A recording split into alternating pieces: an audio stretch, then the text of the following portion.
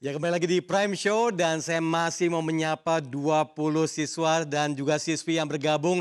Halo semuanya, apa kabar? Semangat semua ya, semangat nggak? Halo. Semangat ya, harus semangat ya. Semua udah siapin tuh gelasnya, air putih, minum langsung biar semangat. Bentar lagi istirahat, besok masih hari Jumat, harus sekolah lagi tentunya ya. Nah tadi kita sudah dengarkan bagaimana pendapat dari siswa, siswi SD, SMP, dan juga bagaimana pendapat mereka dan semuanya kangen atau rindu dengan sekolah tatap muka. Jadi setuju nih dengan keputusan 2021 sekolah tatap muka dimulai. Nah sekarang waktunya untuk mendengarkan suara dari yaitu para santri dan juga SMA dan juga teman mahasiswa. Nah coba saya mau menyapa Zaidan. Halo Zaidan. Coba di unmute. Halo Zaidan. Nah suaranya belum keluar nih, coba ditolong. Zaidan, selamat malam. Nah Zaidan ini dari pesantren di Anyer ya, betul ya? Coba. Zaidan, halo halo. Kalau saya lihat di layar sih sebenarnya sudah unmute nih, tapi suaranya belum keluar nih Zaidan. Coba. Coba ya sambil menunggu Zaidan, kita coba menyapa yang berikutnya. Kita coba dari Vio, yaitu SMA Sanur BSD. Halo, selamat malam Vio. Halo, selamat malam. Oke nih saya mau nanya kuis dulu. Apa arti Tutwuri Handayani? Tuturi Handayani artinya dari belakang memberi dorongan. Dari belakang memberi dorongan. Oke, lumayan benar sebenarnya di depan memberikan teladan, di tengah membimbing, di belakang mendorong. Begitu ya. Dan mendorong ini artinya adalah untuk mendorong atau memberikan dukungan moral. Nah baik, nah sekarang coba nih untuk Vio sendiri. Setuju nggak tatap muka? Kalau saya pribadi beda ya pendapatnya sama yang tadi sebelumnya. Saya Oke, sendiri kurang setuju dengan dibukanya kembali sekolah tatap muka seperti biasa.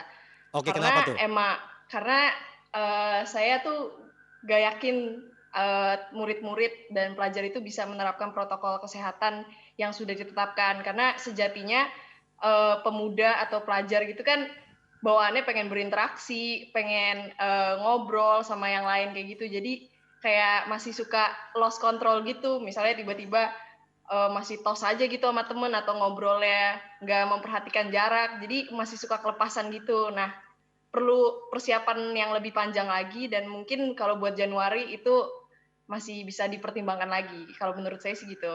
Jadi melihat kondisi yang sekarang ini tentunya tidak menyetujui ya dengan tatap muka atau belum siap untuk tatap muka ini dari Vio.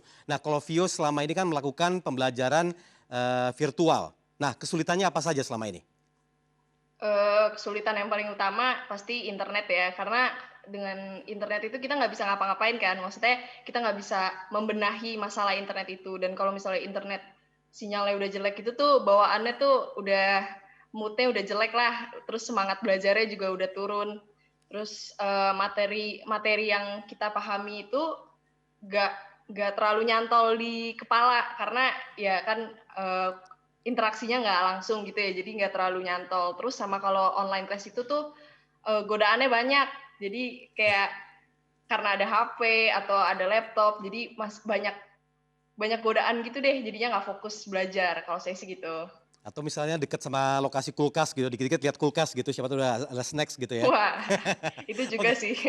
Nah, Vio, kalau sekarang selama ini dianggapnya memang kesulitannya seperti itu kalau misalnya PJJ. Kemudian apa yang Vio lakukan untuk membantu Vio sendiri ketika sudah usai nih PJJ? Apakah ekstra lagi belajarnya atau bagaimana? Eh, itu menyesuaikan mood aja sih sebenarnya kalau saya. Jadi, tapi selalu mengusahakan kalau misalnya belum ngerti, mungkin nanya guru lagi atau kayak apa diskusi sama temen gitu. Jadi proaktif dari diri sendiri aja. Kalau emang merasa kurang, ya pasti langsung kayak nanya-nanya gitu ke teman atau ke guru. Oke, ini sebelum saya mau nanya ke siswa berikutnya, apa pesan untuk Pak Nadiem Makarim? Pesan buat Pak Nadiem, saya mau mengucapkan terima kasih karena pemberian kuota Kemendikbud itu benar-benar sangat membantu kami para pelajar untuk tetap bisa bertahan lah di masa pandemi ini, walaupun nggak bisa tatap muka secara langsung, tapi dengan bantuan kuota itu kita bisa tetap menimba ilmu dari guru. Terus pesan saya yaitu mungkin bisa dipertimbangkan lagi mengenai eh, apa Tatap muka. kelas offline ya, karena pemberitahuan informasi kan November nih, terus penerapannya udah di Januari, jadi waktu itu sekitar cuma 1,5 bulanan, dan Ya. menurut saya 1,5 bulan itu persiapannya kurang gitu lah, sedangkan persiapan kita tuh banyak banget kan, karena banyak sekali hal-hal yang lama itu yang harus diganti, kita harus beradaptasi lagi, dan 1,5 bulan Baik. itu menurut saya kurang gitu aja Oke, sih. terima kasih Jadi bisa Vio dipertimbangkan. atas pesan-pesannya. Nah, saya mau menyapa ke adik saya yang berikutnya nih, yaitu Egar, mahasiswa UNAS. Selamat malam, Egar. Halo Kak Tommy. Nah, ini gimana nih? Udah masuk kuliah, langsung kelas online, padahal semester awal kan Betul. nih lagi cerah-cerahnya harusnya ya. Ini gimana pengalamannya nih dari Egar sendiri? Oke, pengalaman dari saya sendiri gitu ya Kak ya. Di Ya, sini tuh pengalamannya ada positif sama ada negatifnya tentunya. Kalau buat saya kan tadi udah mendengarkan curhatan lah setidaknya dari adik-adik SD, SMP, SMA. Mungkin masih beragam jawabannya. Di antaranya ada yang mengedepankan pertemanan, ketemu ya. teman segala macam, atau yang lebih nggak ngerti karena pelajaran online gitu. Tapi kalau dari saya, walaupun saya mahasiswa baru, yang saya rasakan adalah ketika belajar di web kuliah gitu, Kak, eh, yang kurang adalah penjelasan dari dosen itu sendiri. Gimana mungkin kalau kita tetap muka di kelas, dosen membuat mind map di papan tulis lalu menjabarkan materi-materinya gitu. Sedangkan di forum kuliah, itu dosen-dosen berlomba-lomba gimana caranya bisa membuat PowerPoint yang lebih menarik dan lebih rinci gitu, Kak. Dan positifnya, ya sembari kuliah online gitu, kebetulan nih saya juga lagi di kantor, jadi bisa ngejalanin lah hal-hal di luar akademis gitu. Walaupun ada skala prioritasnya juga, yaitu kuliah gitu. Tapi setidaknya saya bisa nambah pengalaman atau nyicil pekerjaan lah mulai dari sekarang gitu, Kak. Oke, multitasking sambil bekerja, tapi di sisi yang lain tetap ya namanya kualitas pemberian atau pembelajaran yang diberikan oleh dosen misalnya, ini yang perlu diimprove lagi begitu ya. Oke, Betul sekali. nah sekarang saya mau coba menyapa kembali Zaidan. Halo Zaidan.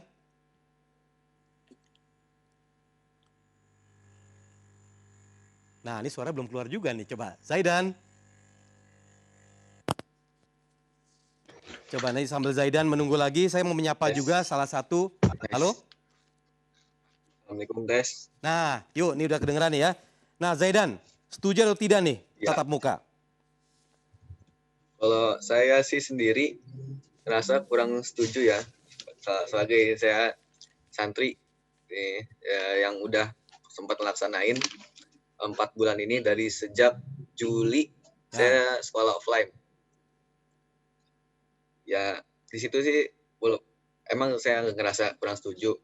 Walaupun ada sisi positif sama negatifnya. Positifnya tentu jelas ada pelajaran lebih rinci, ketemu guru langsung, terus karena di pesantren juga guru juga tinggal di situ, jadi kita bisa belajar kapanpun dan di luar kelas dimanapun juga.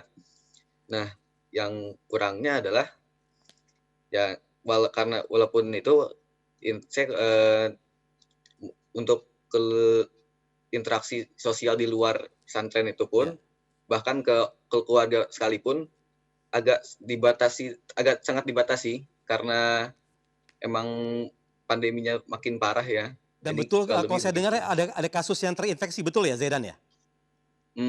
Betul, tapi kasus itu bukan di pesantren saya, tapi pesantren sama, tapi beda cabang. Beda Yang cabang, oke. saya di Anyer Banten, yang infeksinya banyak ini di Cibadak Sukabumi.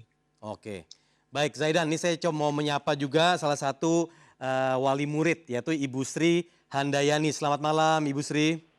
Selamat malam, Mas. Baik, salam sehat selalu. Nah, sebagai orang tua ya, perwakilan dari orang tua Ya. siswa, setuju atau tidak nih untuk tatap muka? Menurut saya sih ya, saya kurang setuju untuk saat ini karena kalau dilihat karena pandemi ini masih belum berakhir dan masih banyak masyarakat yang masih belum taat terhadap peraturan pemerintah dalam menghadapi COVID ini. Jadi masih sangat rendah gitu loh ketaatan masyarakat. Jadi saya sih kurang setuju kalau misalkan tatap mukanya dilakukan sekarang. Nah, Bu Sri, apakah selama ini pihak sekolah juga terus mengirimkan survei persetujuan orang tua mengenai kemungkinan tatap muka? Sampai saat ini sih dari pihak sekolah anak saya belum ada. Jadi belum mengirimkan survei, Oh, misalnya belum ada. memberikan survei ke orang tua memilih tatap muka atau misalnya PJJ? Belum ada sampai saat Oh, ini. belum ada. Tapi kalau misalnya Belum kau ada. melihat pembahasan sejauh ini dari pihak sekolah seperti apa? Dari pihak sekolah sih sepertinya sekarang sedang mungkin lagi dirundingkan bagaimana ke depannya, tapi belum ada tertulis kepada orang tua bagaimana kelanjutannya seperti apa. Sepertinya yang saya dengar dari pihak komite, sepertinya 50% akan mencoba untuk masuk sekolah. Ya. Kemarin pun saya sempat datang ke sekolah, memang protokol kesehatannya ada beberapa yang sudah dijalankan, seperti pemasangan untuk cuci tangan, banyak poster-poster untuk bagaimana COVID ini dihadapi oleh para siswa gitu. Sepertinya sih sudah banyak persiapan dari pihak sekolah. Oke, baik Bu Sri, terima kasih nih atas inputnya juga informasinya. Saya coba langsung bertanya kepada Pak Jumeri, yaitu Dirjen PAUD Disdakmen Kemendikbud. Selamat malam Pak Jumeri, masih bergabung ya? Selamat malam. Baik, Sokro, Pak Jumeri, tadi sudah kita dengarkan bersama bagaimana pendapat adik-adik baik dari SD, SMP, kemudian SMA, dari santri juga dari pesantren dan juga perwakilan dari wali murid. Nah, bagaimana nih tanggapannya dari Pak Jumeri sendiri? Jadi pembelajaran tatap muka sebelum saya selamat malam untuk anak-anakku semua, masa depan, pemilik masa depan Indonesia. Jadi sebenarnya rencana pembukaan pembelajaran tatap muka di semester genap tahun 2020-2021 itu tidak diwajibkan, tetapi diizinkan. Nah, tadi anak-anak ada yang setuju, ada yang kurang setuju, ada orang tua yang kurang setuju, tapi banyak juga orang tua yang sudah mengendaki untuk bisa segera masuk sekolah. Jadi langkah ini diambil karena mempertimbangkan banyak aspek. Bahwa ada daerah-daerah yang sebenarnya sudah cukup aman untuk bisa membuka pembelajaran tatap muka. Nah, saat ini yang paling tahu kondisi setiap daerah adalah pimpinan daerah. Dalam hal ini gubernur atau bupati dan wali kota. Sehingga ini kewenangan untuk mengambil keputusan apakah anak-anak akan segera dimasukkan pembelajaran tatap muka diserahkan kepada pemerintah daerah. Pasti pemerintah daerah akan sangat mempertimbangkan tingkat penyebaran COVID-19 di wilayahnya, kemudian juga memperhatikan kesulitan-kesulitan yang dihadapi oleh peserta didik yang ada di wilayah tersebut. Mungkin daerahnya agak sulit mengakses internet atau tidak punya akses internet, kemudian daerahnya agak terpencil sehingga terisolasi, tidak berinteraksi dengan sekolah lain. Kemudian juga ada mungkin orang tuanya itu harus bekerja, sehingga kalau terus-menerus menunggui putra-putrinya di rumah, tentu akan banyak kesulitan. Pak Jumeri, ini ada pertanyaan juga mengenai hal ini, potensi terinfeksinya atau penyebaran virus di beberapa daerah. Tadi Bapak sudah jelaskan bagaimana pemerintah daerah memiliki wewenang untuk menentukan apakah aman atau tidaknya melihat dari keamanannya. Tapi kan dalam penyampaian mulainya pembelajaran tatap muka ini tidak disertai dengan zonasi. Ini bagaimana nih Pak? Jadi begini Mas, kenapa tidak ada zonasi merah, oranye, kuning maupun hijau? Karena sebenarnya pada kabupaten kota yang mungkin berstatus zona merah, mungkin di kabupaten itu ada kecamatan-kecamatan atau desa-desa yang sebenarnya aman dan mungkin hijau. Nah, sehingga ini kepala daerah bisa membuat keputusan tidak menetapkan zona secara kabupaten, tapi di breakdown menjadi zona lebih kecil, misalnya kecamatan. Oke, baik Pak Jumeri, mohon maaf saya potong di situ dulu Pak ya, nanti kita lanjut setelah break ya Pak ya. Kita harus break dulu jeda pariwara.